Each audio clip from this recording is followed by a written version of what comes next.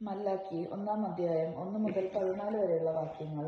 ദൈവവും ജനവും. കർത്താവ് മല്ലാക്കിയിലൂടെ ഇസ്രായേലിന് നൽകിയ അരുളപ്പാട്. കർത്താവ് അരുളിച്ചെയ്യുന്നു, ഞാൻ നിങ്ങളെ സ്നേഹിച്ചു. എന്നാൽ നിങ്ങൾ ചോദിക്കുന്നു, എങ്ങനെയാണ് അങ്ങ് ഞങ്ങളെ സ്നേഹിച്ചത്? കർത്താവ് അരുളിച്ചെയ്യുന്നു, ഏസാവ് യാക്കോബിന്റെ സഹോദരനല്ലേ? എന്നിട്ട് ഞാൻ യാക്കോബിനെ സ്നേഹിക്കുകയും ഏസാവിനെ വെറുക്കുകയും ചെയ്തു.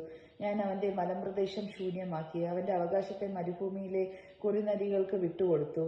ഞങ്ങൾ തകർക്കപ്പെട്ടു, എന്നാൽ ഞങ്ങളുടെ നഷ്ടശിഷ്ടങ്ങൾ ഞങ്ങൾ പുനരുദ്ധരിക്കുമെന്ന് ഏദോം പറഞ്ഞാൽ സൈന്യങ്ങളുടെ കർത്താവ് അരുളിച്ചെയ്യുന്നു. അവർ പണിയട്ടെ.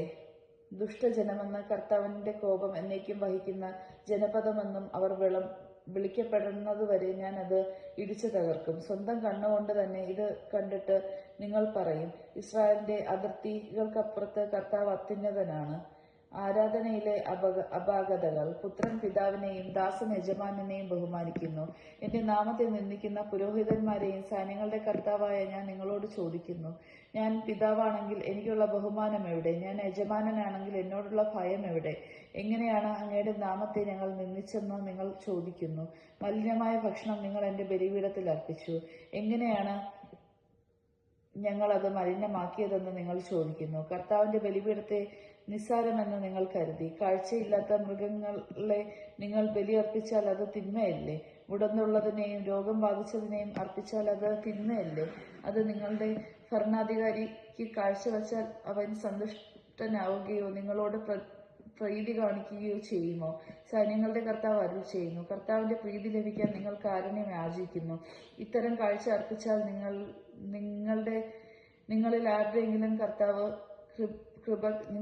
നിങ്ങളിൽ ആരോടെങ്കിലും കർത്താവ് കൃപ കാണിക്കുമോ? സൈന്യങ്ങളുടെ കർത്താവ് അരുളിച്ചെയ്യുന്നു, നിങ്ങൾ എന്റെ ബലിപീഠത്തിൽ വൃഥമായി തീ കത്തിക്കാതിരിക്കാൻ നിങ്ങളിൽ ആരെങ്കിലും വാതിൽ അടച്ചിരുന്നുവെങ്കിൽ നിങ്ങളിൽ എനിക്ക് പ്രീതിയില്ല.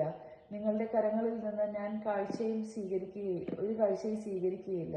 സൈന്യങ്ങളുടെ കർത്താവ് അരുളിച്ചെയ്യുന്നു, സൂര്യോദയം മുതൽ അസ്തമയം വരെ എന്റെ നാമം ജനതകളുടെ ഇടയിൽ മഹത്വപൂർണ്ണമാണ്.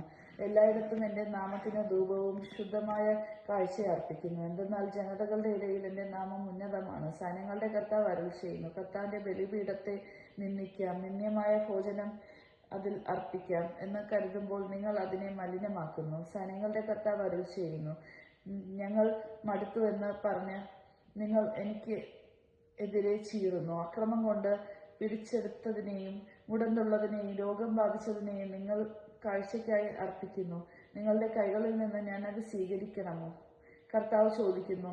തന്റെ ആട്ടിൻകൂട്ടത്തിൽ മുട്ടാട് ഉണ്ടായിരിക്കുകയും അതിനെ നേരുകയും ചേർന്നിട്ട് ഊനമുള്ളതിനെ കർത്താവിന് ബലിയർപ്പിക്കുന്ന വഞ്ചകന് ശാപം.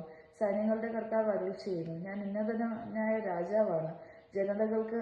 ജനതകൾ എന്റെ നാമം ഭയപ്പെടുന്നു. ദൈവജനമാണ് നാം കേട്ടത്. നമുക്ക് ദൈവത്തെ സ്തുതിക്കാം. ക്രിസ്ത്യാനിക്ക് സ്തുതി.